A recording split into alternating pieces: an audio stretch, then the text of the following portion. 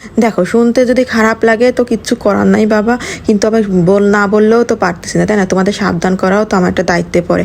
আসসালামু আলাইকুম, কেমন আছো সবাই? আশা করি সবাই খুব ভালো আছো।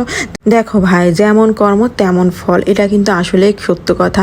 কি দরকার বউ রেখে এই যে তোমরা পরকীয়াতে যাও? কি দরকার? মানে এই যে তোমরা যে এরকমভাবে কেটে ফেলো, মানে এইগুলো কি ভাই? মানে দুনিয়া থেকে লজ্জা শরম বলতে আর কিচ্ছু থাকবে না। মানে এখন এই যে দুনিয়ার সাকিব মাকিব, মানে কি এইগুলা? সাকিবের নাম তো ইজ্জত খাইছেই, তার সাথে সাথে সব কিছুরই ইজ্জত খাইছে। মানে একজনটা দেখাই দিই, মানে তোমরা সবার ইজ্জতটা খাই ফেললা। আর সাংবাদিক ভাইদের কথা কি বলবো, মানে তোমাদের এরভাবে ভিডিও করা লাগে? মানে এগুলো কি ভাই? মানে এত নির্লজ্জ সব হয়ে যাইতেছে দুনিয়াটা। মানে এই যে তোমরা ঘুমাও, কি ভরসায় মানে ঘুমাও রাতে বলো তো? অন্যায় করে এই যে বউর কাছে যে ঘুমাও, মানে এগুলো কেন করতেছ তোমরা? তোমাদেরটা মানে পাপের ফল তোমরা তো পাবাই। মানে কতদিন তোমরা প্যান্টে তালা দিয়ে থাকবা বলো?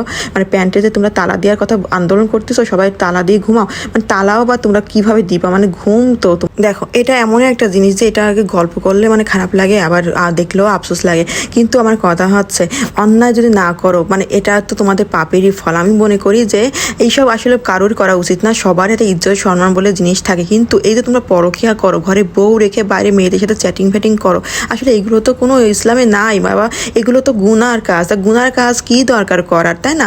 গুনার কাজ থেকে যত বিরত থাকবা ততই তো মানে পরিবারকে ভালো রাখতে পারবা, নিজে ভালো থাকতে পারবা, আল্লাহর কাছে ভালো হইতে পারবা। তাই এইগুলো করে এই যে মান সম্মানগুলো তোমাদের যায়, একটা মানুষকে দেখাও যারা এই সমস্ত কাজে লিপ্ত হয়ে সমাজের কাছে তারা মানে প্রকাশ হয়নি, বা তারা হচ্ছে নির্লজ্জভাবে ঘুরতেছে ঠিকই, কিন্তু সমাজের কাছে তাদের মান সম্মানটা কি একদিন না একদিন কিন্তু উঠেই আসে। মানে তাদের যে এই যে তারা অন্যায় কাজগুলো করে, কেউ কি শান্তিতে সংসার করতে পারো?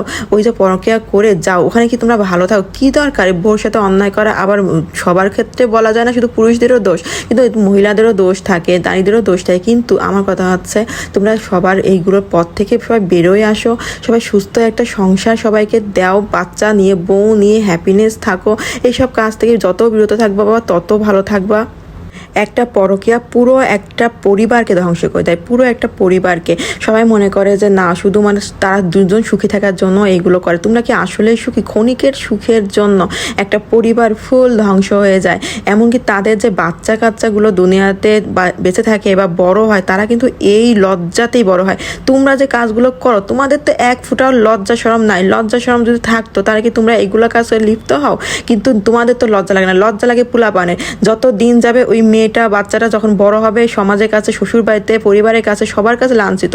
আবার ছেলেটা যখন বড় হবে, ছেলেটাও বন্ধু বান্ধবের কাছে, সমাজের কাছে, বউ বাচ্চার কাছে, সবার কাছে লাঞ্ছিত। তাহলে তোমরা যে এইগুলো ক্ষণিকের আনন্দের জন্য করো কেন?